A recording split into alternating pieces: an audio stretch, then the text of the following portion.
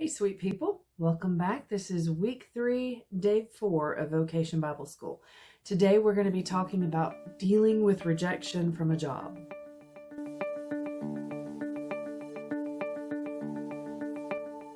Be sure you stay tuned for the whole video today, because at the end I'm going to attach a testimony of my daughter when she was first graduated from college and getting that first job. And it's a really sweet testimony.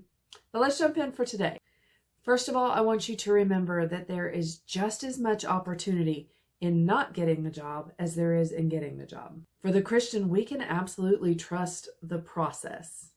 If we have been praying for and seeking God's will in our lives, then we can know that not getting that job is what's in our best interest, or at least that God will turn it into something good. It is not a surprise to God that we didn't get the job. He's not sitting in heaven wringing his hands thinking, what am I going to do now?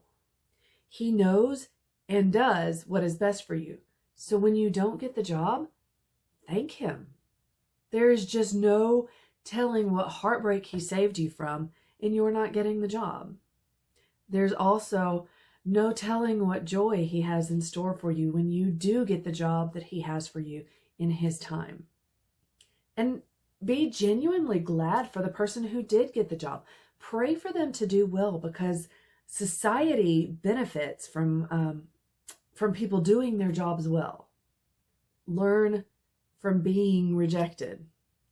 Figure out how you could have done better in the interview or on the resume or application, and begin implementing ways to do better next time. Don't let that loss go to waste. But not getting the job doesn't necessarily mean that there was anything wrong with the way you interviewed. It could be a plethora of things. It could mean that the company that was doing the hiring had different needs than what your skills were. Maybe one of the other applicants had experiences or qualifications that the company thought would be helpful to them.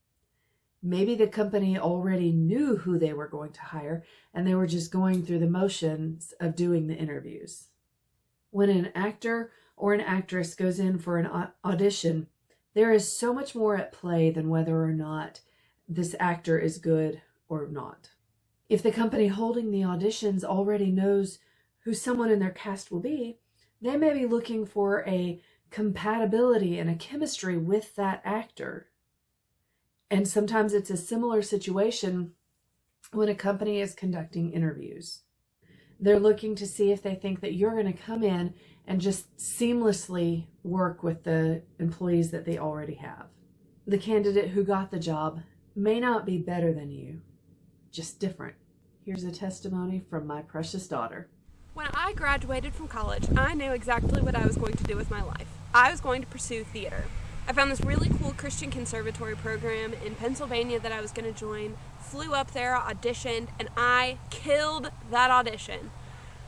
Came back home, didn't get in. Okay, cool, plan B. I'm going to go to Atlanta. Atlanta has a huge theater film industry, and I was super excited to get involved there. It's an easier one to break into than it would be in LA or New York. So I started looking for a job there that I could work while waiting to get cast. The only problem is that to get a job in Atlanta, you have to actually live in Atlanta, but to get an apartment or a house or something in Atlanta, you have to have proof of income in Atlanta. So I couldn't get a job because I didn't have a house, and I didn't have a house because I couldn't get a job, and I was just stuck there. Couldn't figure out what I was supposed to do. So finally, I just accepted my fate, and I was going to be stuck in my hometown for forever. Now, yes, I realize I'm being overdramatic, but that's how it felt. I accepted my fate and got a full-time job at a coffee shop so that I would be making some money. And I had been at that job for 3 days. 3 days when I got a phone call from a camp that I absolutely loved, asking me to come on full-time year-round. I remember thinking, oh my gosh, wait, that's why?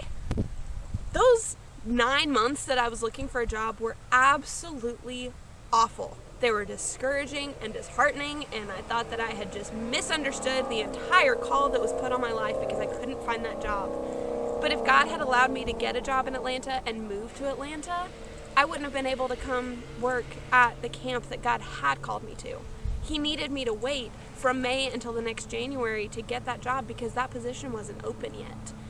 The waiting was awful, but it was so worth it.